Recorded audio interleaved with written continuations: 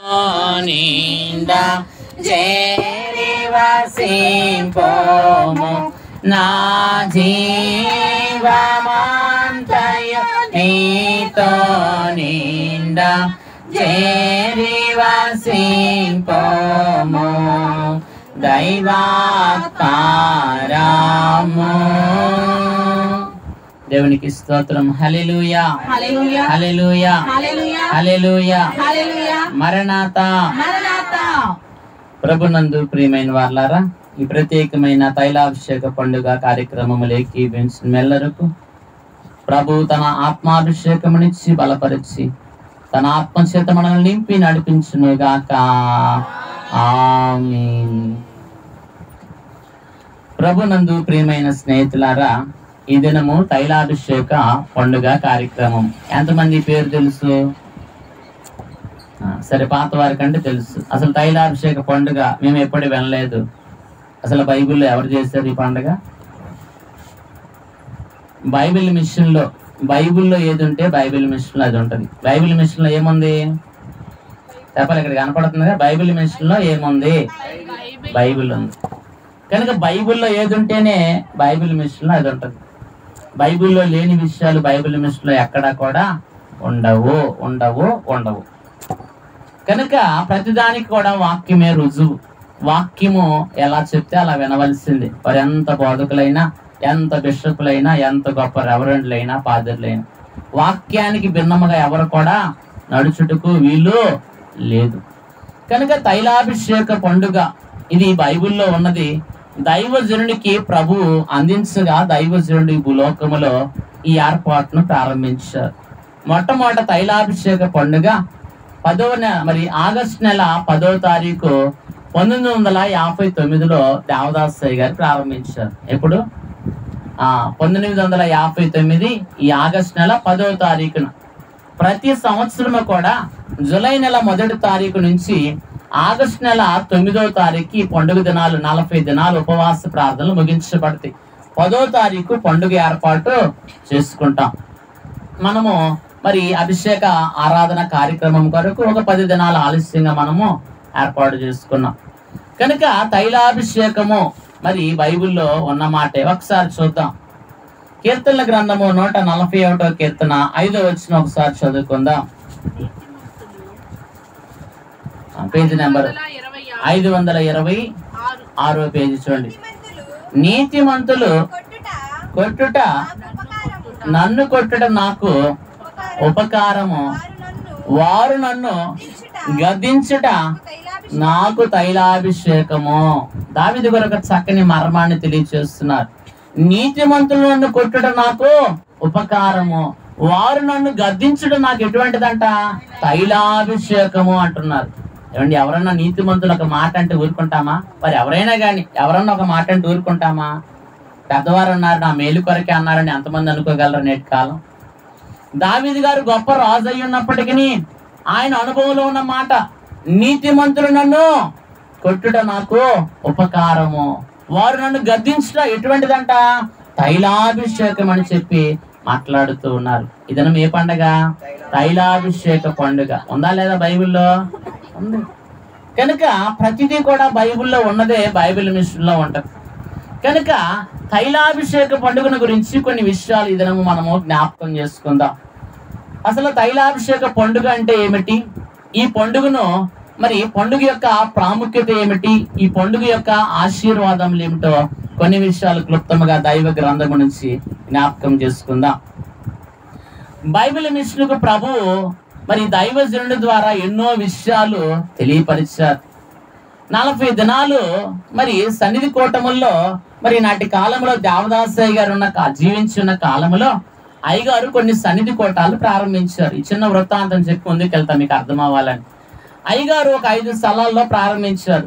ఒకటి తాడేపల్లిగూడెం, కాకినాడ, భీమవరం, రాజమండ్రి, అలాగే గుంటూరు, విజయవాడ లేదా బెజవాడ. ఈ 5 ప్రాంతాల్లో అయ్యగారు సన్నిధి కోటాలు ప్రారంభించారు. ఈ సన్నిధి కోటాలకు పేరు కూడా ప్రభువే పెట్టారు.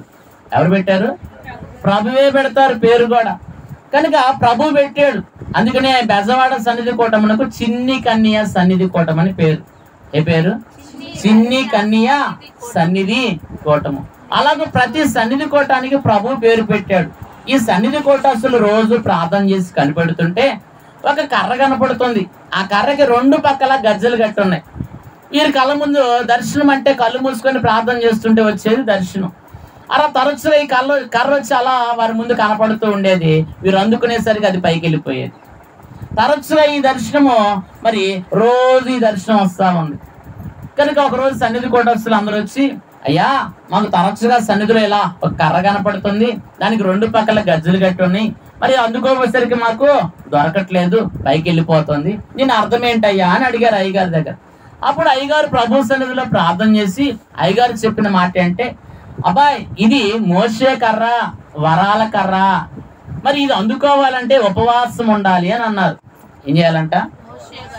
మోషే కర్ర, ఇది వరాల కర్ర, అద్భుతాలు చేసిన కర్ర. కనుక ఇది అందుకోవాలంటే మోషే వలె మనం కూడా ఏం చేయాలి? ఉపవాసం ఉండాలంటే, అయ్యా మోషే కట్టుకు ఉపవాసం చేశాడు, నేటి కాలంలో ఎవరు ఉండగలరయ్యా అని అన్నారు.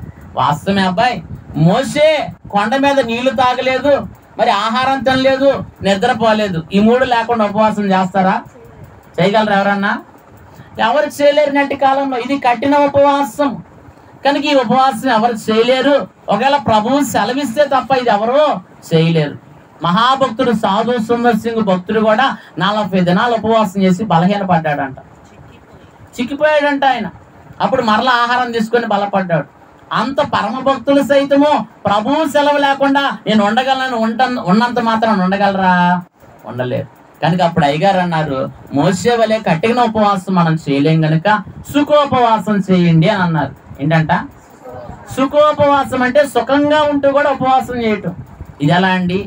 ఉదయం భోజనం చేయి, ఉదయం టిఫిన్, మధ్యాహ్నం భోజనం చేయి, సాయంకాలం ధ్యానం 7 నుంచి 10 దాకా, ఈ 3 గంటల ఉపవాసం ఉండి సుఖంగా ఉంటూ ఈ ధ్యానాల్లో ఏకీభవించండి. ఇలా ఉపవాసం చేయండి 40 దినాలు అని చెప్పారు అయ్యగారు. కనుక అలాగే ప్రతి సన్నిధి కూటస్తులు సంఘములో వారు ఎన్ని పనులున్నా సంఘములు అలా ఏకీభవించి 40 దినాలు ఉపవాసం చేశారు. అయ్యాక మరి 40 దినాలు అయింది కదా, మరి ప్రభుని అడగండి, ప్రభు ఏం చేయమంటారు అని అంటే, ఈ సన్నిధి కూటస్తులు ప్రభు మీద ప్రశ్న వేసి అడిగారు, అయ్యా 40 దినాలు మేము ఉపవాసం చేశాం, తదుపరి మేము ఏం చేయాలంటే, అప్పుడు ప్రభు అన్నమాట, ఇన్ని ఘనమైన విషయాలు మీ దైవజనుడు మీకు నేర్పించారు కదా, మీ దైవజనుడిని గణపరచండి అని అన్నారంట. ఏమన్నారు? గణపరచండి అని ప్రభువు సెలవిచ్చారు.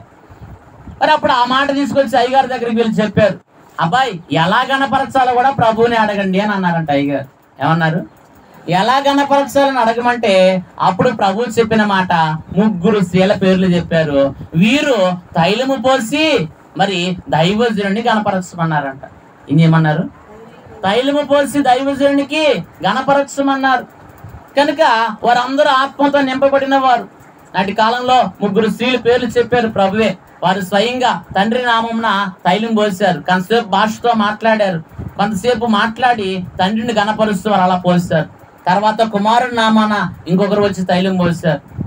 తర్వాత పరిశుద్ధాత్మ నామన ఇలాగ త్రిత్వదేవుడే 3 హస్తాలు వచ్చి వారి హస్తానికి పైన ఎవరి హస్తం ఉందంటే దేవుని హస్తం ఉంది. త్రియేక దేవుడే దైవజనుడు ఏం చేశారు? అభిషేకించిన వృత్తాంతం. నాటి కాలములో జరిగిన సంఘటన బట్టి దైవజనుడు ప్రభుకు చెప్పిన మాట. మరి ఎస్తేరు గ్రంథములో మనం చూస్తే 3 దినాలు ఎస్తేరు అని ఉపవాసం చేసింది. ఎన్ని దినాలు? 3 దినాలు. కనుక ఇది ప్రతి సంవత్సరం వాడుకగా చేయాలని చెప్పి దానికి పూరీము పండుగ ఏర్పాటు చేశారు. ఏ పండుగ? బైబిల్లో ఉన్న మాట ఇది. పూరీము పండుగ ఏర్పాటు చేసుకుని ప్రతి సంవత్సరం కూడా అలా కొనసాగించేవారు. అలాగే యెఫ్తా కుమార్తె కూడా 2 నెలలు ఏం చేసింది? ఆమె ఉపవాసం ఉంది. కనుక ఆమె యొక్క దినాలను జ్ఞాపకం చేసుకుని ఇప్పటికీ ఇశ్రాయేలు ప్రజలు ఈ యెఫ్తా కుమార్తె ఉపవాసాలు ఇప్పటికీ కూడా యూదులు చేస్తారు. కనుక ఇవి ఎలాగో వాడుకో బైబిల్ మిషన్ వారికి ఈ తైలాభిషేక పండుగ కూడా ప్రతి సంవత్సరము ఒక వాడుకగా ఉండాలని దేవుడు చెప్పగా దైవజనులు ఇలా ప్రారంభించారు. కనుక ఇప్పటికీ 1959 నుంచి ప్రతి ఏటా బైబిల్ మిషన్ లో ఏ పండుగ జరుగుతుంది? తైలాభిషేక పండుగ జరుగుతుంది. కనుక అప్పటి నుంచి ఇది క్రమం అన్నమాట. దేవుడు చెప్పాడు, దైవజనుడు చేశారు, ఆ క్రమంలో మనం ఈ పండుగను చేయించు ఉన్నాం. కనుక ఈ పండుగ తైలాభిషేక పండుగ వృత్తాంతం విన్నాం. ఇప్పుడు ఈ పండుగ యొక్క ఉద్దేశం, అసలు తైలాభిషేకం అంటే ఏంటో కొన్ని విషయాలు చెప్పుకుందాం. ఒకటి ఒక వ్యక్తి మీద కానీ, ఒక వస్తువు మీద కానీ, ఒక స్థలము మీద కానీ తైలము పోసి అభిషేకించుటనే తైలాభిషేకము అంటారు. ఏంటంట? ఒక వ్యక్తి మీద కానీ, ఒక వస్తువు మీద కానీ, ఒక స్థలము మీద కానీ తైలము పోసి అభిషేకించుటని ఏమంటాం? తైలాభిషేకము అని అంటాం. కనుక బైబిల్లో తైలాభిషేకం ఉందా లేదా? ఉన్నది. లోకంలో ఎన్నో అభిషేకాలు ఉన్నాయి. పాలాభిషేకం అని, ఇంకా మరి పంచామృత అభిషేకము ఉన్నాయా లేవా? చాలా ఉన్నాయి పేర్లు చెప్పుకోవాలంటే. కానీ ఇవి బైబిల్లో ఉన్నమాట తైలాభిషేకము. కనుక ఈ పండుగను ఏర్పాటు చేసుకుంటున్నాం. కనుక తైలాభిషేకం అసలు మొట్టమొదటిగా ఎవరికి ఇచ్చారయ్యా అంటే దావీదు తన అనుభవంలో మరి అభిషేకం పొందుకున్నాడు. క్రొత్త తైలముతో నేను అంటబడితిని, గురుపోతు కొమ్ము వలె నా కొమ్ము పైకి ఎత్తబడినది. కనుక క్రొత్త తైలముతో అంటబట్టగానే దావీదు కొమ్ము అనగా బలానికి సాదృశ్యం. దావీదు యొక్క ఔన్నత్యము, బలం అనేది పైకెత్తి చూపించబడింది. దావీదు గొల్యాతుని ఎప్పుడైతే కొట్టాడో దావీదు పైకెత్తబడ్డాడు. అవునా కాదా? సౌలేమో 1000 కొలది జయము, దావీదు 10,000 కొలది జయమన్నారు. దావీదు పేరు పైకి ఎత్తబడిందా లేదా? నిజమే. కనుక తైలాభిషేకము మరి దావీదు అనుభవంలో ఉన్నది. ఇంకా మనం చూసినట్లయితే ఒక వస్తువు మీద తైలం పోయటం.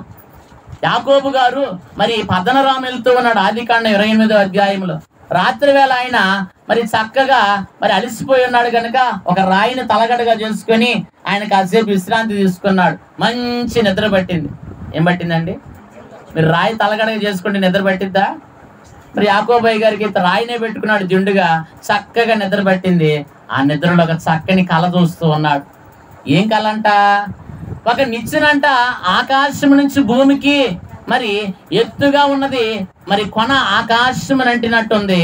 ఆ కళలో అంట ఆ నిచ్చెన మీద దేవదూతలు ఎక్కుచూ దిగుచూ ఉన్నారు. ఈ కళ చూసిన యాకోబు గారు అంటున్నారు, ఇది నిశ్చయముగా మరి దేవుడు ఉండే స్థలం, ఇది భయంకరము, ఇది పరలోకపు గవిని, మరి ఒకటి కాదని చెప్పి తాను ఏ రాయినైతే తలగడగా చేసుకున్నాడో ఆ రాయిని నిలవబెట్టి దాని మీద ఏం పోసాడు? తైలము పోసాడు. దానిని అభిషేకించి, దేవుడు నాకు అన్ని ఇస్తాయి, ఇదిగో నేను తినటానికి ఆహారము, ధరించుకోవడానికి వస్త్రము, మరి నాకు కావలసినవన్నీ దేవుడిస్తే దేవుడు నాకు ఇచ్చిన వాటిలో 10వ వంతు దేవునికి ఇస్తాను, నేను నిలిపిన ఈ రాయి ముందు నాటికి మందిరం అవుతుందని చెప్పి దాని మీద తైలం పోసి అభిషేకించాడు. కనుక యాకోబు జీవితంలో దేవుడు అన్ని ఇచ్చి వేశాడు. ఒక్క చేతి కర్రతో పద్దనరాముకి వెళ్ళిన యాకోబు అలాగే రాలేసుమా. మరి చక్కగా దేవుడు కుటుంబాన్ని ఇచ్చాడు, పిల్లల్ని ఇచ్చాడు, దాసదాస్యుల్ని ఇచ్చాడు, విస్తారమైన పశు సంపదను, గొర్రెలను విస్తారముగా ఇచ్చాడు. మరి యాకోబుకు ఉన్నది ఎంతో ఆయన లెక్కించుకోలేనంత ఇచ్చాడు. ఏంటండి? మీ ఆశ మీరు లెక్కించుకోగలరా లేదా? లెక్కించలేనంత ఉందా? నిజమే. దేవుడు అంత సమృద్ధి యాకోబుకి ఇచ్చాడు. యాకోబు మాటకు చొప్పునే ఆ రాయిని ముందు నాటికి ఏం చేశాడు? మందిరముగా నిలిపాడు. అదే బేతేలు. బేతేలు అనగా అర్థము దేవుని మందిరము. కనుక మన జీవితంలో కూడా ఈ తైలాభిషేకాన్ని బట్టి ఎన్నిక లేని రాయి ఏమైంది? మూలకు తలరాయిగా దేవుడు ఏర్పాటు చేశాడు. ఒకవేళ నీవు కూడా ఎన్నిక లేని స్థితిలో ఉండవచ్చు. దేవుడు నిన్ను ఎన్నిక చేసుకుంటాడు, తల ఎత్తేటట్లు చేస్తాడు. నన్ను నమ్మిన వారిని తలగానే చేస్తానే తప్ప తోకగా చేయనన్నాడు. యాకోబు జీవితంలో తలగా చేసిన దేవుడు నిన్ను నన్ను చేయడా? ఖచ్చితంగా చేస్తాడు. నమ్ముట నీ వలనైతే నమ్మువానికి సమస్తము సాధ్యమే. కనుక తైలాభిషేకము బైబిల్ గ్రంథంలో దావీదు అనుభవంలో ఉంది, యాకోబు అనుభవంలో ఉన్నది ఈ మాట. అలాగే తైలాభిషేకము మరి మొట్టమొదటిగా యాజకులకు ఇచ్చారు. ఎవరికి ఇచ్చారండి? యాజకులకు ఇచ్చారు. అహరోను అతను కుమారులకు ఏమిచ్చారు? తైలాభిషేకం ఇచ్చారు. నిర్గమకాండం 29వ అధ్యాయంలో మనం చూసినట్లయితే, లేదా 28:41 చదువుకుందాం. 28:41. నీవు నీ సహోదరుడైన అహరోనుకును అతని కుమారులకును వారు నాకు యాజకులగునట్లు వారికి అభిషేకము చేసి వారిని ప్రతిష్ఠించుము, వారిని పరిశుద్ధపరచుము. కనుక యాజకుల అభిషేకం ఇక్కడ కనపడుతూ ఉన్నది. కనుక మొట్టమొదటిగా యాజకుల అభిషేకం ఉన్నది. అలాగే రాజులుగా అభిషేకించబడ్డారు, ప్రవక్తలుగా అభిషేకింపబడ్డారు. మరి మాకెందుకయ్యా? మేమేమన్నా రాజులమా? మేమేమన్నా యాజకులమా, మేమేమన్నా ప్రవక్తలమా, మాకెందుకు ఇస్తున్నారు ఈరోజు అభిషేకం అనే ప్రశ్న మీకు రావాలి. అందుకనే పేతురు గారు అంటున్నారు, అప్పుడేమో పాత నిబంధనలు ఎలాగున్నారు, ఇప్పుడు మనమే ఆ వరుసలో ఉన్నామని చెప్పి పేతురు అంటున్నాడు. పేతురు రాసిన మొదటి పత్రిక 2వ అధ్యాయం 9వ వచనం ఒకసారి చదువుకుందాం. అయితే మీరు చీకటిలో నుండి ఆశ్చర్యకరమైన తన వెలుగులోనికి మిమ్మును పిలిచిన వాని గుణాతిశయములను ప్రచురము చేయి నిమిత్తము ఏర్పరచబడిన వంశమును, చూడండి, రాజులను, యాజక సమూహమును, పరిశుద్ధ జనమును, దేవుని సొత్తైన ప్రజలై ఉన్నారు. మనం కూడా ఎవరమై ఉన్నామంట? పరిశుద్ధ యాజకులము, రాజులము, దేవుని సొత్తైన ప్రజలమై ఉన్నాము. కాబట్టి ఇప్పుడు మనం తీసుకోవచ్చా లేదా చెప్పాలి మీరు. అదేమో పాత నిబంధన అయ్య గారు, మాకేం సంబంధం దాంతో, మరి యేసు ప్రభు చెప్పాడా అంటే చెప్పాడా లేదా? చెప్పాడు. కనుక మనము కూడా ఎవరమే? పరిశుద్ధ యాజకులము, రాజులము, దేవుని సొత్తైన ప్రజలమై ఉన్నాము. కనుక ఈ అభిషేకము పొందుటకు మనము కూడా అర్హులమే. కనుక ప్రియులారా, తైలాభిషేకము మనల్ని దేవుడు ప్రతిష్ఠించుటకు, ప్రత్యేకించుటకు, పరిశుద్ధపరచుటకు ఇది ఒక సాధనముగా ఉన్నది. మొట్టమొదటి మాట తైలాభిషేకము. ఏంటంట? తైలాభిషేకము. దీనివల్ల మనం ఏమవుతాం? ప్రత్యేకించబడతాం, దేవుని పని కొరకు ప్రతిష్ఠించబడతాం, అలాగే పరిశుద్ధపరచబడతాం. ఎన్ని బలహీనతలు ఉన్నా దేవుడు తొలగించి పరిశుద్ధపరుస్తాడు. ఎందుకంటే ఈ దేహాన్ని తయారు చేసింది ఎవరంటే దేవుడు. దీన్ని పరిశుద్ధంగా మార్చగల శక్తి ఎవరికి ఉంది? దేవునికి ఉన్నది. కనుక నీలో ఎన్ని బలహీనతలు ఉన్నా, అనారోగ్యాలు ఉన్నా, వీటన్నిటి నుంచి ప్రభు ఈ అభిషేకం ద్వారా ఏం చేస్తాడు? విడుదల చేస్తాడు. దేవునికి అసాధ్యమైంది అంటూ ఏది లేదు. కనుక ప్రియులారా, రెండవదిగా మనం చూస్తే ఆత్మాభిషేకము. ఏంటిదంట? ఆత్మాభిషేకము. సమూయేలు మొదటి గ్రంథము 16వ అధ్యాయము 13వ వచనం ఒకసారి చదువుకుందాం. 236 పేజీ నెంబరు. సమూయేలు మొదటి గ్రంథము 16వ అధ్యాయం 13వ వచనం. సమూయేలు తైలపు కొమ్మును తీసి వాని సహోదరుల ఎదుట వానికి అభిషేకము చేసి నాట నుండి యెహోవా ఆత్మ దావీదు మీదకి బలముగా వచ్చును. చూడండి, ఎప్పుడైతే అభిషేకము సమూయేలు దావీదు మీదకి తైలము పోయగానే నాట నుంచి యెహోవా ఆత్మ దావీదు మీదకి బలముగా దిగి వచ్చింది. తైలాభిషేకం వెనుక ఏముంది? ఆత్మాభిషేకము. చెప్పాలి, ఏముంది? ఆత్మాభిషేకం. అంటే ప్రభువే పరిశుద్ధాత్మ ద్వారా ఏం చేస్తాడు? అభిషేకిస్తాడు. కనుక మనం బాప్తిసం తీసుకుంటాం, పరిశుద్ధాత్మ తండ్రి కూడా బాప్తిసం ఇస్తాడు. మీరు ఎప్పుడైనా తీసుకున్నారా? అట్టట్లేదు. బాప్తిసం బహిరంగ పాదిరి గారు ఇస్తారు. పరిశుద్ధాత్మ బాప్తిసం ఎవరు ఇస్తారు? యేసు ప్రభువే ఇస్తారు. ఈ పరిశుద్ధాత్మ బాప్తిసం పొందామంటే మీకు అన్ని విషయాలు దేవుడు సర్వసత్యంలోనికి మనల్ని నడిపిస్తాడు. అన్ని దేవుడే తన జ్ఞానం ఇచ్చి నడిపిస్తాడు. ఇది కూడా మనం పొందుకోవాలి. యేసయ్య పొందుకున్నాడా లేదా? అన్నిటికీ బైబిల్ గ్రంథమే ఆధారం. యేసయ్య బాప్తిసం ఇచ్చి యోహాను దగ్గర బాప్తిసం తీసుకున్నారు. ఒడ్డుకు రాగానే ఆత్మ పావురం వలె ఎవరి మీదకి దిగి వచ్చింది? యేసయ్య మీదకి దిగి వచ్చిందా లేదా? కనుక పరిశుద్ధాత్మ బాప్తిసం నిజమా కాదా చెప్పాలి మీరు. వాక్యంలో ఉందా లేదా? యేసయ్య బాప్తిసం తీసుకున్నాడు, ఒడ్డుకు రాగానే ఏమొచ్చింది? డౌట్ గా ఉంటే చూడండి వాక్యం. మత్తయి సువార్త 3వ అధ్యాయము. మత్తయి సువార్త 3వ అధ్యాయం ఎన్నో వచనం చూడరా? 16వ వచనం. 3:16. యేసు బాప్తిస్మం పొందిన వెంటనే ఒడ్డునకు వచ్చెను. ఇదిగో ఆకాశము తెరవబడెను. దేవుని ఆత్మ పావురము వలె దిగి తన మీదకి వచ్చుట చూచెను. వచ్చిందా లేదా? కనుక ఇదే పరిశుద్ధాత్మ. పరిశుద్ధాత్మ బాప్తిస్మము ఎవరిచ్చారంటే ప్రభువే ఇస్తాడు. తండ్రి అయిన దేవుడు మరి సంతోషించాడు తన కుమారుడు యందు. పరిశుద్ధాత్మ ఆత్మ పావురం వల్ల ఎవరి మీదకి దిగి వచ్చింది? యేసు ప్రభు మీదకి దిగి వచ్చింది. మరి ఆయనకుంటే మనకు ఉండద్దా? ఏమండి, తండ్రికి అన్ని ఎవరికి? ఆయన పిల్లలకే. మనం అందరం ఎవరమి? చూడండి, యోహాను సువార్త 1వ అధ్యాయం 12వ వచనం ఒకసారి చదువుకుందాం. యోహాను సువార్త 1వ అధ్యాయం 12వ వచనం. తన్ను ఎందరు అంగీకరించుదురు వారికి అందరికి కాగా అనగా తన నామమందు విశ్వాసముంచిన వారికి దేవుని పిల్లలగుటకు ఆయన అధికారం అనుగ్రహించున్నాడు. మరి మీరు అందరు విశ్వాసం ఉంచి ఇక్కడికి వచ్చారు. మీరు అందరు ఎవరు? ఆయన పిల్లలు. మరి తండ్రికి కలిగింది పిల్లలకు కాదా? చెప్పాలి. తండ్రికి కలిగి ఉన్న ఆశ అయినా ఎవరికి? పిల్లలకే. తండ్రి కొన్న అప్పులైనా అవునా కదా? రెండు ఉంటాయండి. కనుక వారసుడు అంటే అన్నిటికీ కూడా అర్హుడే. కనుక ప్రభువు అనుభవం ఉంది. ఆయన పిల్లలమైన మనకు కూడా ఏముండాలి? పరిశుద్ధాత్మ అనుభవము ఉండాలి. దీనిని ఆత్మాభిషేకం అంటాం. ఏమంటా? ఆత్మాభిషేకము. కనుక తైలాభిషేకం వెనుక దావీదు గారు ఏం పొందుకున్నారు?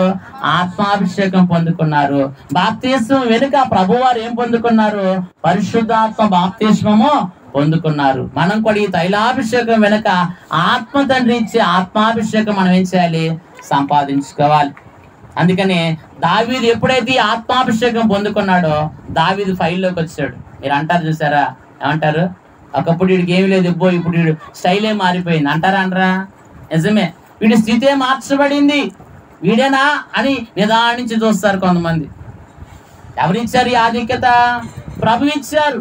దావీదు కుటుంబంలోనే దావీదుకి మరి ఏ పేరు లేదు. యెషయాకి 8 మంది కుమారులు అయితే ఈయన పేరు ఎప్పుడు చెప్పడు. 7 అంటాడు. నాకు అంతమంది అంటాడు. 7 చివరోడు ఉన్నాడులే, గొర్రెలు కాసుకుంటాడు. వాడితో నాకేం పని? మిగతా వారైతే 7 మంచి యుద్ధ వీరులు, ఈ సైన్యంలో చేరారు, మిలిటరీలో చేరారు. వారు ముఖ్యం, గొప్ప. ఈ లోకంలో కూడా పేదవారిని ఎవరు లక్ష్య పెట్టరు. గొర్రెలు కాల్చేవారంటే ఎవరో లక్ష్య పెట్టరు. మంచి మేడలు మిద్దులు అంతస్తులు ఉంటే రమ్మరా. ఏమన్నా గొర్రెలు కాల్చేవాళ్ళు వస్తే మీ ఇంటికి పిలుస్తారా? ఉండి బయట ఉండి అక్కడ. నిర్లక్ష్యము. దేవుడు అందరినీ ప్రేమించాడు. నిన్ను వల్ల నీ పొరుగు వారిని ప్రేమించమన్నాడు. దేవుని వాక్యం సెలవిస్తుంది. ఎవరిని కూడా తృణీకరించవద్దు. ఒకవేళ ఇప్పుడు నువ్వు తృణీకరించవచ్చేమో, రేపొద్దు నీకంటే ఒక ఉన్నత స్థితిలో వారు ఉంటారు. అప్పుడైనా నువ్వేం చేయాలా? నమస్కారం పెట్టాలా? ఇప్పుడు పెట్టలేదు, ఎప్పుడు పెట్టాలి? నిజమే. కనుక దైవజనులు అన్నారు, చిన్న పిల్లలు వచ్చిన అయ్యగారి దగ్గరికి అయ్యగారు 100 సంవత్సరాల వయసు పైబడిన వాడైనా 2 చేతులు జోడించి మరణాథ్ అని చెప్పేవాడు అంట. అయ్యా, వారి వయసు ఎంత? నువ్వు ఇంత వయసులో ఉండి, ఇంత అనుభవం ఉండి నువ్వు లేచి మరి మరణాథ్ చెప్తున్న వారికంటే ఏమోనబ్బాయి, రేపు పరలోకంలో వారి అంతస్తు ఎక్కడ ఉంటుందో. ఒకవేళ పరలోకంలో నాకంటే గొప్ప అంతస్తు ఉంటే అప్పుడే నేనేం చేయాలి? నమస్కారం పెట్టాలి. ఎందుకబ్బాయి ఈ వ్యత్యాసం? ఇక్కడే పెడితే సరిపోలేదా అన్నారు. ఉంటుందా మనసు మనకి? కనుక తైలాభిషేకం వెనుక ఏముంది? ఆత్మాభిషేకం ఉన్నది. మూడవదిగా మనం చూస్తే స్వస్థతాభిషేకము. ఏంటిదంట? స్వస్థతాభిషేకము. యెషయా గ్రంథము 1వ అధ్యాయము 6వ వచనంలో మనం చూస్తే యేసయ్య భూలోకానికి రాకముందు మానవుని యొక్క స్థితి ఎలాగుందంటే ఒకసారి చదువుకుందాం. అరికాలు మొదలుకొని తల వరకు స్వస్థత కొంచెమైనను లేదు. ఎక్కడ చూచినను గాయములు, దెబ్బలు, పచ్చి పుండ్లు, అవి పిండబడలేదు, కట్టబడలేదు, తైలముతో మెత్తన చేయబడలేదు. ఎంత భయంకరమైన దుస్థితిలో ఉన్నాడు ఎవరు? మానవుడు. ఎవరు రానంత వరకు? యేసయ్య భూలోకానికి రానంత వరకు మానవుడి స్థితి బహు భయంకరంగా ఉంది. కురూపి కలిగే స్థితి. ఏమిటి? ఎవరికైనా బాగా గాయములు ఉండి రసిక గారుతుండే వాళ్ళ దగ్గరికి వెళ్తారా? చూడటానికైనా ఇష్టపడతారా? ఎవరు ఇష్టపడరు. ఈ లోకంలో మానవుడు కూడా అలాంటి స్థితిలో ఉన్నాడు యేసయ్య వచ్చేటప్పటికి. యేసయ్య వీరిని ప్రేమించి తనంతా కూడా తన మీద వేసుకున్నాడు. ఈ వ్యక్తిని ఏం చేయడానికి ఇష్టపడుతున్నాడు? బాగు చేయడానికి ఇష్టపడుతున్నాడు. ఇదే స్థితిలో ఎక్కడ ఉన్నాడంటే లూకాసు సువార్త 10వ అధ్యాయంలో ఒక వ్యక్తి ఎరుకో నుంచి, యెరూషలేము నుంచి ఎక్కడికి దిగుతున్నాడు? ఎరుకోకు దిగుతూ మార్గ మధ్యంలో దొంగల చేత చిక్కబడ్డాడు. బాగా కొట్టేశారు, కొర ప్రాణముతో విడిచిపెట్టారు. వస్త్రాలు దోచుకున్నారు, దాని దగ్గర ఉన్న డబ్బులు అన్ని దోచుకున్నారు, కొర ప్రాణంతో విడిచిపెట్టి వెళ్ళాడు. ఇటువంటి వ్యక్తి ఈ స్థితిలో పడి ఉన్నాడు. అప్పుడు యేసయ్య చూశాడు. ఈ మార్గంలో 2-3 వెళ్ళారు యేసయ్య కంటే ముందు. ఎవరు? 10వ అధ్యాయం 34వ వచనం ఒకసారి చదువుకుందాం. అప్పుడు ఒక యాజకుడు ఆ త్రోవను వెళ్ళుట తటస్థించెను. అతడు అతనిని చూచి ప్రక్కగా పోయెను. అలాగునని లేవీయుడొకడు ఆ చోటికి వచ్చి చూచి ప్రక్కగా పోయెను. అయితే ఒక సమరయుడు ప్రయాణమైపోవచ్చు అక్కడ పడి ఉన్న చోటికి వచ్చి అతనిని చూచి అతని మీద జాలిపడి దగ్గరకు పోయి నూనెయు ద్రాక్షారసమును పోసి అతని గాయములను కట్టి తన వాహనం మీద ఎక్కించుకొని కోటకోలవాని ఇంటికి తీసుకువెళ్ళి 2 ధ్యానాలు ఇచ్చి అతన్ని పరామర్శించమన్నాడు. చూడండి, ఒక యాజకుడు వెళ్తున్నాడు, పట్టించుకోవాలా. ఒక లేవీయుడు వెళ్తున్నాడు, పట్టించుకోవాలా. మంచి సమరయుడిగా యేసు ప్రభు వచ్చి నూనె పోసి ద్రాక్షారసం పోసి ఏం చేశాడంట? ఆయన గాయాలు కట్టాడు. నూనె అనగా స్వస్థతకు సాదృశ్యం. దేనికంట? స్వస్థతకు సాదృశ్యం. ద్రాక్షారసం అంటే ఆయన ప్రేమకు సాదృశ్యం. ప్రేమ లేకపోతే ఏమన్నా చేయగలరండి? మీ ఇంటికి చుట్టాలు వచ్చారు, అప్పుడే అన్నం తింటున్నారు, కొద్దిగా 2 ముద్దలే ఉంది. ప్రేమ ఎక్కువైతే ఏం చేస్తావు? వండి పెట్టేదాకా ఉండవు. ఈ 2 ముద్దలు ఇదిగో రా అని చెప్పి కలిపి నోట్లో పెడతాం. ప్రేమ ఎక్కువైతే ఏం చేస్తాం? నోట్లోది కూడా తీసి పెడతారంట. అన్నా కదా? చూడలేదు ఎప్పుడు? చిన్నపిల్లల సంభాషణ చూడండి. ఎప్పుడన్నా అందరు తినేసారనుకో, పిల్లవాడి దగ్గర లాక్కొని ఎవరికి లేదనుకో, తినేవాడు వాడి మీద ప్రేమ ఉందనికి ఏం చేస్తాడు? ఇదిగో నువ్వు కూడా తిని చెప్పి నోట్లో తీసి వాడికి పెడతాడు. చూడండి, చిన్నపిల్లలు అప్పుడప్పుడు గమనిస్తామంటే మీకు తెలుస్తుంది నిజమే ఎంత ప్రేమ ఉంటే. కనుక యేసు ప్రభు మన ప్రేమ కలిగి ఉన్నాడు కనుక ఇటువంటి దుస్థితిలో పడి ఉన్న ఈ సమరయుణ్ణి చూసి నూనె పోసి ద్రాక్షారసం పోసి ఏం చేశాడు? అతని గాయాలు కట్టాడు. కనుక స్వస్థపరిచాడు. ఆ వ్యక్తిని తన వాహనం మీద ఎక్కించుకున్నాడు. ఏం చేశాడంట? తన వాహనం మీద ఎక్కించుకుని ఓటకోలవ నీళ్ళు అనగా సంఘంలో విడిచిపెట్టాడు. ఇదిగో పరామర్శించు, ఇతనికి ఏమైనా ఖర్చు అయితే నేను మరలా వచ్చేస్తాను. 2 ధ్యానాలు ఇచ్చి ఇతనికి మరి ఖర్చు అయితే నేను మరలా వచ్చేస్తానని చెప్పి ప్రభు అప్పగించాడు. ఇతను బాగు చేశాడా లేదా? నిజమే. కనుక అభిషేకము నూనె చేత ఇతన్ని మరి తైలము పోసి ఇతన్ని కట్టాడు గాయములు, తన ప్రేమ చేత రక్షించాడు. కనుక మనలో కూడా ఇదనము ప్రభువే తైలముగా ఉన్న ప్రభువే మన మీదకి దిగి వస్తున్నాడు. మనలో ఉన్న అనారోగ్యములు బాగు చేయడానికి, మనకు స్వస్థతనివ్వడానికి, మనలో ఉన్న బలహీనతలన్నిటినీ బాగు చేయడానికి ప్రభువే మన మీదకి దిగి వస్తున్నాడు. కనుక స్వస్థత అభిషేకము. ఏ అభిషేకం అంటే ఇది? స్వస్థత అభిషేకం. దైవజనులు ఉన్నారు, అన్ని బాగు చేసి నేడు అన్ని బాగు చేయొచ్చు,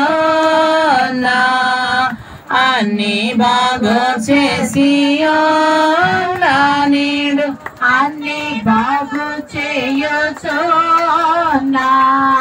యేసు నామము కంటే ఏది గొప్ప, యేసు నామము కంటే ఏది. ప్రభువుని అడగండి, దేవా నాకు ఈ బలహీనత ఉంది, నీ అభిషేకాన్ని బట్టి నన్ను బాగు చేయి. దేవుడే బాగు చేస్తాడు. కుమారి నీ విశ్వాసం చొప్పున నీకు కలుగును గాక అన్నాడు. ప్రభు దగ్గరికి వచ్చిన వాళ్ళందరినీ ప్రభు అడిగిన మొట్టమొదటి ప్రశ్న ఏంటో తెలుసా? నేను ఈ కార్యం చేయగలను, నీవు నమ్ముతున్నావా అని అడిగారు. ఏమడిగారండి? నేను ఈ కార్యం చేయగలను, నీవు నమ్ముచు. ప్రభు నమ్ముచున్నామని కానీ నీ నమ్మిక చొప్పున నీకు బాగోగును గాక అన్నాడు. మరి అలాగే బాగయ్యారు. 10 మంది మరి కళ్ళు కనపడిన వారు వచ్చారు, గుడ్డివారు. ప్రభు వారి విశ్వాసం చొప్పున వారిని బాగు చేసి పంపాడు. కానీ ఎంతమంది వచ్చారు వెనక్కి? ఒక్కడొచ్చాడు. మిగతా వారు ఎక్కడా అని అడిగారు ప్రభు. 10 మంది బాగయ్యారు, కానీ వచ్చిన వారు ఎవరు? ఒక్కడే వచ్చాడు, వాడు సమరయుడు. వెనక్కి వచ్చి ప్రభు నన్ను బాగు చేశాడని చెప్పి సంతోషంతో దేవాలయంలో గంతులు వేస్తూ దేవుని కృతజ్ఞత కానుకర్పించి దేవుడు నన్ను బాగు చేశాడని చెప్పి సాక్ష్యం ఇచ్చాడు. మిగతా 9 మంది మేలైతే జరిగింది, కానీ ఏమైపోయారు? కనుమరుగైపోయారు. నేటి కాలంలో కూడా మేలులు పొందుకొని దాన్ని దాచిపెట్టడం వల్ల ఇక ఏ మేలు చూడము. ఒక మేలు పొందుకున్నాం, దాన్ని కప్పెట్టడం వల్ల ఏమైనా వస్తుందా? ఇంకోటి ఎప్పుడు కూడా చూడండి, ఆశీర్వాదం పంచే కొన్ని ఆశీర్వాదం వస్తుంది, దాన్ని దాచిపెడితే అక్కడ ఆగిపోతుంది. వ్యాపారం చేసేవాళ్ళు ఏం చేస్తారండి? మనీ రొటేట్ అవుతూ ఉండాలి. వస్తుంటే మరలా దానికి ముడి సరుకు తెచ్చుకుంటారు, మరలా వస్తుంటే తెస్తూ ఉంటారు. అక్కడే వచ్చి ఆపేస్తే వృద్ధి అవుతుందా? అక్కడే ఆగిపోతుంది. దేవుని ఆశీర్వాదం కూడా అంతే. దేవుడు మనకి ఇచ్చాడు, దాన్ని ఏం చేయాలా? పంచాలి. పంచినప్పుడు అది దేవుడు విస్తరింపజేస్తాడు. 5 రొట్టెలు 2 చిన్న చేపలు, నా ఆకలి తీరుదురా నా బిడ్డ ఆ బిడ్డ దగ్గర ఉంచుకుంటే ఆ బిడ్డ ఆకలి తీరేది. కానీ ప్రభుకి ఇవ్వటాన్ని బట్టి, ప్రభు చేతిలో ఉంచడాన్ని బట్టి 5,000 మంది భుజించారు, ఇంకా 12 గంపలు మిగిలి. ఈ కార్యం జరిగిందంటే ఆయన ప్రభు చేతులు ఆ బిడ్డ పెట్టాడు. కనుక మనం కూడా మేలు పొందాక కృతజ్ఞత కలిగి ఉండాలి. కనుక స్వస్థతాభిషేకము. 4వదిగా చూస్తే ఆనందాభిషేకము. ఏంటంట? ఆనందాభిషేకం. హెబ్రీయులకు రాసిన పత్రిక 1వ అధ్యాయము 9వ వచనం. హెబ్రీయులకు రాసిన పత్రిక 1వ అధ్యాయం 9వ వచనం. నీవు నీతిని ప్రేమించి దుర్నీతిని ద్వేషించితివి, అందుచేత దేవుడు నీ దేవుడు నీ తోటి వారందరికంటే నిన్ను హెచ్చించినట్లుగా ఆనంద తైలముతో నిన్ను అభిషేకించు. ఏ తైలం అంట? ఆనంద తైలము. నిజమే, దేవుడు మనల్ని అభిషేకించే తైలం ఎటువంటిదంట? ఆనందాభిషేకం. ఆనంద తైలముతో నిన్ను అభిషేకించి ఉన్నాను, ఆనంద తైలముతో నిన్ను అభిషేకించి ఉన్నాను. స్నానము ప్రభువు జనము ప్రజలకు, స్నానము ప్రభువు జనము ప్రజలకు జరుపుట సరియని అనుచున్నాను, జరుపుట సరియని అనుచున్నాను. మనో విచారము కూడదు నీకు, మహిమ తలాంపులే కావలెను.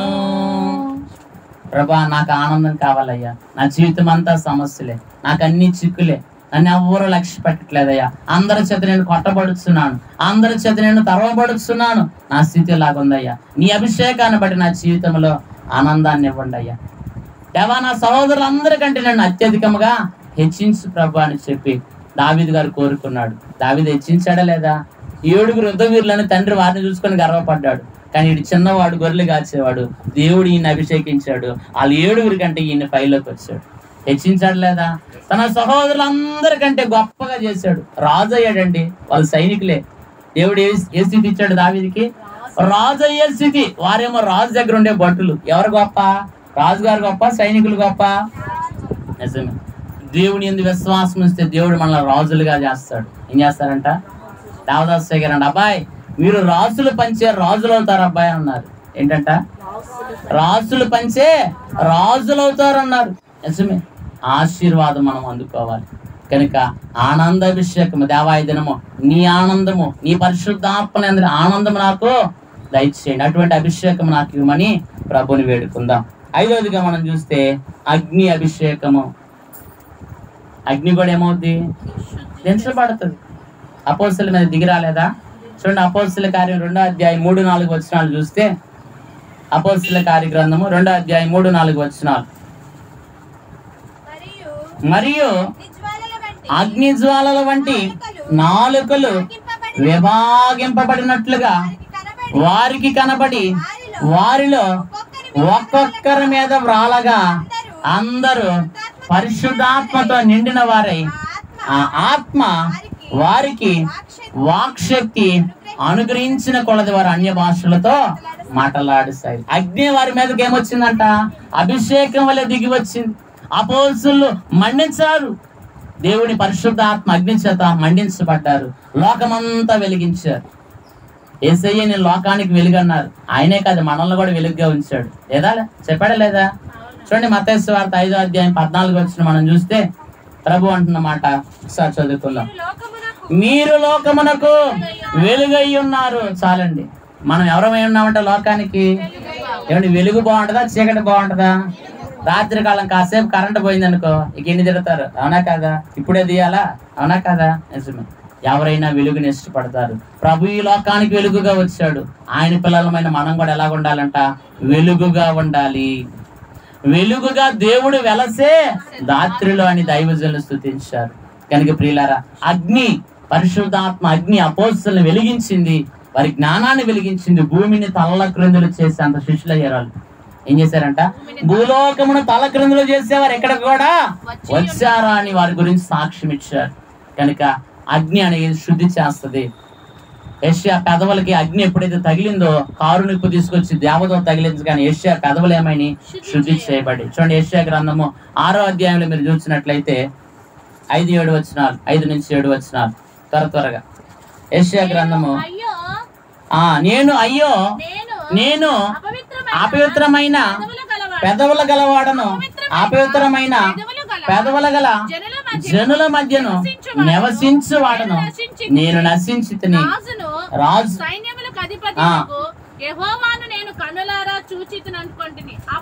అప్పుడు ఆ శరాపులలో ఒకడు తాను బలిపీఠం మీదనున్న కారుతో తీసిన నిప్పును చేత పట్టుకొని నా యొద్దకు వచ్చి ఎగిరి వచ్చి నా నోటికి దాన్ని తగిలించు. ఇది నీ పెదవులకు తగిలిన గనుక నీ పాపములకు ప్రాయశ్చిత్తము కాయను, నీ దోషము తొలగిపోయిను. అగ్ని ఏం చేస్తుంది? శుద్ధి చేస్తుంది. యేషయా పాపాల నుంచి ప్రాయశ్చిత్తం కలిగించింది అగ్ని. అందుకని లోక క్రమములు కూడా హోమాదులు చేస్తారు. దేని కొరకండి? శుద్ధి కొరకు. అవునా కదా? అగ్ని, పరిశుద్ధాత్మ అగ్ని శుద్ధి చేస్తుంది మనల్ని. కనుక అగ్ని అభిషేకము. ఆ రోజుగా చూస్తే ఆశీర్వాద అభిషేకము. ఏంటంట? ఆశీర్వాద అభిషేకము. కీర్తనల గ్రంథము 23వ కీర్తన 5వ వచనము. కీర్తనల గ్రంథము 23వ కీర్తన 5వ వచనం.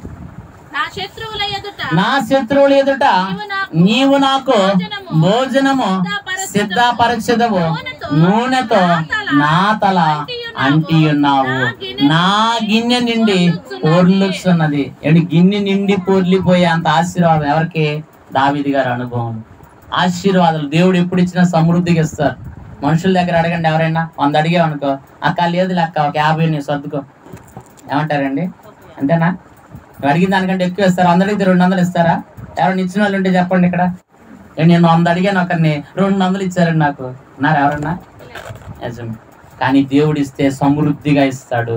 అడుగు వాటన్నిటి కంటే, ఊహించు వాటన్నిటి కంటే అత్యధికంగా ఇచ్చేవాడు దేవుడు. ఆయన ఆకాశపు వాకిళ్ళు విప్పి పట్టజాలను విస్తారమైన దీవెనల చేత మనల్ని క్రమరిస్తారు. కనుక అభివృద్ధి, మరి ఆశీర్వాద అభిషేకము. దావీదు జీవితంలో అంత సమృద్ధి చూశాడు. దావీదు మరి విస్తారమైన ఫలసమును సమకూర్చాడు దేవుని ఆలయం కొరకు. మనమైతే దాచుకుంటాం. దావీదు ఏమంటున్నాడు? నేను ఆలయానికి ఇచ్చేస్తున్నాను, ఇదిగో విస్తారమైన బంగారాన్ని, లెక్కలేనంత ఎత్తడిని, మరి వెండిని సంపాదించాడు. దేని కొరకు? దేవుని మందిరం కొరకు. దేవుడు అన్నాడు, నీవు కట్టకూడదు, నీ చేతులు రక్తంతో తడిస్తున్నాయి, నీ వెన్నులో నుంచి ఒక కుమారుడు వస్తాడు, అతనికి సమాధానకర్త అని పేరు పెడతావు, ఆయన కట్టాలి నా మందిరం అన్నాడు. కనుక దానికి కావలసిన మరి సమస్తమైన బంగారం అంతటిని కూడా దావీదు ఏం చేశాడు? సమకూర్చాడు. దానితో సొలొమోను గారు యెరూషలేము దేవాలయాన్ని నిర్మించారు. ఆశీర్వాదం చూడండి, ఎంత ఆశీర్వాదం. సొలొమోను దేవాలయంలో అంతా బంగారమే. చూడాలి ఏంటంట, అంతా బంగారంతోనే కట్టారు. ఎక్కడ ఇనుము ఎత్తడి ఇవేమి కనపడవు. మరి పరిశుద్ధ స్థలం అంతా బంగారమే. కనుక ప్రియులారా, మరి అంత సమృద్ధి దేవుడు ఇస్తాడు తన పిల్లలకి. ఆశీర్వాద అభిషేకం. ఈ ఆశీర్వాదం మనకు కావాలంటే ప్రభుని అడగాలి. ఆశీర్వాదించుట నీ శక్తి ఇష్టంబు, ఆశీర్వాదించుట నీ శక్తి ఇష్టంబు, ఆశీస్సు పొందుట నా శక్తి ఇష్టంబు, ఆశీస్సు పొందుట నా శక్తి ఇష్టంబు. యేసు ప్రభువా మా హితబోధకుండం, యేసు ప్రభువా మా హితబోధకుండం. ఆశీర్వాదం. ఏమండి, ₹1,00,00,000 మీకు ఇచ్చారు. మా పక్కింటి వాళ్ళకి 10 లక్షలు, మా ఎదురింటి వాళ్ళకి 10 లక్షలు, మా వెనకింటి వాళ్ళకి 10 లక్షలు ఇస్తారా? మాట్లాడట్లేదు ఎవరు. ఆశీర్వాదాన్ని పంచాలి, దేవుని వాక్యం సెలవిస్తుంది. ఇస్తారా? గుట్టుగా తీసుకొచ్చి లోపల పెట్టుకుంటాం ఏం ఎరగనట్టుగా. అనా కదా? నిజమే. కానీ అది కాదండి దేవుడు కోరుకుంది. ఎవరైనా నీ దగ్గరికి వచ్చి దేహి అని అడిగితే వారికి సహాయం చేయాలి. నీ ధనం నీకే కాదంటే నిన్ను కానీ దేహి అని వారికి కూడా అన్నారు దైవజనులు. దావీదు గారు పంచారు. అందుకని ఎంత ఆశీర్వాదం దేవుడు ఇచ్చాడు. ఒకసారి చూద్దాం. సమూయేలు మొదటి గ్రంథము 30వ అధ్యాయం 26వ వచనం ఒకసారి చదువుకొని ముందుకు వెళ్దాం. సమూయేలు మొదటి గ్రంథం 30:26. దావీదు సిక్లగునకు వచ్చినప్పుడు దోపుడు సొమ్ములో కొంత తన స్నేహితులైన యోధా పెద్దలకు ఏర్పరచి, యెహోవా శత్రువుల ఎదుట నేను దోచుకున్న సొమ్ము కొంత ఆశీర్వాద సూచనగా నీకిచ్చుచున్నానని చెప్పి వారికి పంపించును. ఏమిటి చూడండి, దావీదు అంత మంచి మనసు. మంచి మనసా కాదా? కొలసం విస్తారంగా వచ్చింది. కొంతంట తన స్నేహితులకి పంపించారంట, యోధా పెద్దలందరికీ. మీరు కూడా ఉంచుకోండి, ఈ ఆశీర్వాదం దాచిపెట్టుకోండి, మీ దగ్గర కూడా ఉంచుకోండి. మనం ఇస్తామా? మొయ్యలేకపోయినా, దాచుకోవడానికి లేకపోయినా గుంటతో పైన లోపల పెట్టుకుంటాం. కానీ ఎవరికి ఇవ్వకపోతే ఎప్పుడు వృద్ధి అనే జ్వరం చూడము. దావీదు ఇచ్చాడు కనుక అతనికి ఎంత దీవెన, గిన్నె నిండి పొర్లిపోయే అంత ఆశీర్వాదం దావీదు జీవితంలో. మన జీవితంలో కూడా అంతటి ఆశీర్వాదం కావాలంటే ఇతరులకు ఇవ్వటం నేర్చుకోవాలి. మన దగ్గరే ఉంటే అంతటితోటే. కానీ ఇవ్వటం, పంచడం ఎప్పుడైతే నేర్చుకుంటావో దేవుడు నీకు ఏదో ఒక రూపాయలు ఇస్తాడు. నువ్వు ఈ దిక్కు నుంచి ఇచ్చావు, ఇటు దిక్కు నుంచి 4 దిక్కుల నుంచి దేవుడు నీకు ఇప్పిస్తాడు. కనుక ఆశీర్వాదాన్ని పంచే వరుసలో దావీదు ఉన్నాడు. కనుక అతను అనుభవంలో చెప్తున్న మాట, నా గిన్నె నిండి పొర్లిపోవచ్చున్నది. ఎంత గొప్ప మాట అండి, అనగలరా? నిజమే. కనుక ప్రియులారా, ఆశీర్వాద అభిషేకం, మనం కూడా అటువంటి అభిషేకాన్ని సంపాదించుకోవాలి. చివరిగా మనం చూస్తే జయాభిషేకము. ఏంటంట? జయము. మన జీవితంలో ఎప్పుడు కూడా జయం అనేదే ఉండాలి, అపజయం ఉండకూడదు. దేవుడిచ్చే అభిషేకాన్ని బట్టి అటువంటి జయాన్ని ప్రభుత్విస్తాడు. దావీదు జీవితంలో అంటే ఏ యుద్ధానికి వెళ్ళినా దావీదుకి అపజయమే లేదు. కాబట్టి చరిత్ర చదవండి, దావీదు గారి జీవితంలో ఏం లేదంట, అపజయమే లేదు, అంతటా జయమే. ఆ దావీదు వంశం నుంచి ఎవరు వచ్చారు? యేసు ప్రభు వచ్చారు. ఆయన జీవితంలో ఏమన్నా అపజయం ఉందా? యేసయ్య జీవితంలో కూడా అంతా జయమే. ఆయన పిల్లలమైన మన జీవితంలో కూడా ఏముండాలి? జయము కావాలి. కనుక పరలోకములో క్రీస్తు అభిషేక్తుడిగా తండ్రి చేత అభిషేకింపబడి లోకానికి వచ్చాడు, సమస్తమును జయించాడు. మత్తయి సువార్త 1వ అధ్యాయం 1వ వచనంలో ఉంటది. ఒకసారి చదువుకుందాం. అబ్రహాము కుమారుడగు దావీదు కుమారుడగు యేసుక్రీస్తు వంశావళి. క్రీస్తు అనగా అక్కడ కింద ఫుట్ నోట్ లో ఉంటది అభిషేక్తుడు. క్రీస్తు అను శబ్దమునకు అభిషేక్తుడు అని అర్థం. అభిషేక్తుడు అంటే ఏంటి? తైలం పోసి అభిషేకించడాన్ని బట్టి అభిషేక్తుడు అయ్యాడు. ఇప్పుడు నేను కూడా ఎవరిని? అభిషేక్తుడిని. కాకాని తోటలో పెద్దలైన వారు అభిషేక్తుడిగా చేశారు. అలాగే తండ్రి చేత ప్రభు అభిషేక్తుడు ఈ భూలోకానికి వచ్చి సమస్తాన్ని ఏం చేశాడు? జయించాడు. కనుక మనం కూడా అటువంటి జయం సంపాదించుకోవాలా. దావీదుకి ఎటువంటి అపజయము లేదు. దావీదు వంశం నుంచి వచ్చిన యేసు ప్రభు జీవితంలో అపజయము లేదు. మన జీవితంలో కూడా అపజయము లేకుండా ముందుకు వెళ్ళాలి. ఈ అభిషేకం మనం అలాగో నిలవబడుతుంది. దైవజనులు పాడుకున్నారు, యేసు క్రీస్తు ప్రభు వందిన జయమే ఎల్లవారి కౌను, కోరిన ఎల్లవారి కౌను, వేడిన ఎల్లవారి కౌను, నమ్మిన ఎల్లవారి కౌను. యేసు పేరే మీ చిక్కుల పైన వేసి కన్న జయమో, జయమని వ్రాసి కన్న జయమో సద్విలాస్. యేసయ్య పొందిన జయమే మనకే అవుతుంది. ఎవరు కోరుకుంటే వారికి, ఎవరు వేడుకుంటే వారికి, ఎవరు ఆయన నమ్ముకుంటే వారికి. ఆయన పొందిన జయమంతా ఎవరి కొరకు? మన కొరకే. అట్టి జయాభిషేకాన్ని ప్రభు ఈ దినం మనకి అనుగ్రహిస్తున్నాడు. ఏడు అభిషేకాల గురించి చెప్పాను. ఒకటేంటి? తైలాభిషేకము. రెండవది ఆత్మాభిషేకము. తైలాభిషేకము. రెండవది ఆత్మాభిషేకం. మూడవది స్వస్థతాభిషేకం. నాలుగవది ఆనందాభిషేకం. ఐదవది అగ్ని అభిషేకం. ఆరవది ఆశీర్వాద అభిషేకం. ఏడవది జయాభిషేకం. ఇటు ఆశీర్వాదం చేత చేరిన మనలందరినీ పరిశుద్ధ ఆత్మ తండ్రి నింపి నడిపించును గాక. ఆమేన్. ప్రార్థన చేసుకుందాం. సర్వోన్నతుడైన తండ్రి, సర్వశక్తిమంతుడా, మీ ఘనమైన నామమునకు వందనములు స్తోత్రములు చెల్లిస్తూ ఉన్నాం. ఇది నమ్మ తైలాభిషేక పండుగ కార్యక్రమములో స్వామి మమ్మలందరినీ నాయన ఆకర్షింప చేసుకున్న స్వామి మీకు వందనములు స్తోత్రములు. నా తండ్రి, ఆకర్షించిన వారే నా యుద్ధకు వచ్చిందని సెలవిచ్చినట్లుగా మీరు మమ్మల్ని ఆకర్షించారు. స్తోత్రములు నాయన. అయ్యా, ఇదిగో ఈ వాక్య గ్రంథములో ఎన్ని అభిషేకముల గురించి మాకు బోధించారు. అదేవా, అన్ని అభిషేకముల గల ఆశీర్వాదములు, అనుభవములు ఈ దిన తైలాభిషేకము ద్వారా నాయన మా అందరికి ప్రసాదించమని దేవా మీ సన్నిధిలో ప్రార్థన చేస్తూ ఉన్నాము. తైలాభిషేకాన్ని బట్టి ప్రభా రాజులయ్యారు, యాజకులయ్యారు, ప్రవక్తలయ్యారయ్యా. అయ్యా, దావీదైతే నీ ఆత్మాభిషేకాన్ని పొందుకున్నాడు తైలాభిషేకాన్ని బట్టి. అలాగే ప్రభా ఆశీర్వాదాభిషేకాన్ని పొందుకున్నాడు దావీదు గారు. అలాగే జయాభిషేకాన్ని పొందుకున్నాడు అయ్యా. తన జీవిత కాలం అంతా జయమేనాయన. అటువంటి గొప్ప అభిషేకమును ప్రభా ఈ దినము మాకు ఇస్తూ ఉన్నారు. స్తోత్రములు. అటు అభిషేకమును పొందుకొని ఈ లోకములో ప్రభా పాపమును జయించచ్చు, పాప క్రియలను నాయన జయించచ్చు దేవా.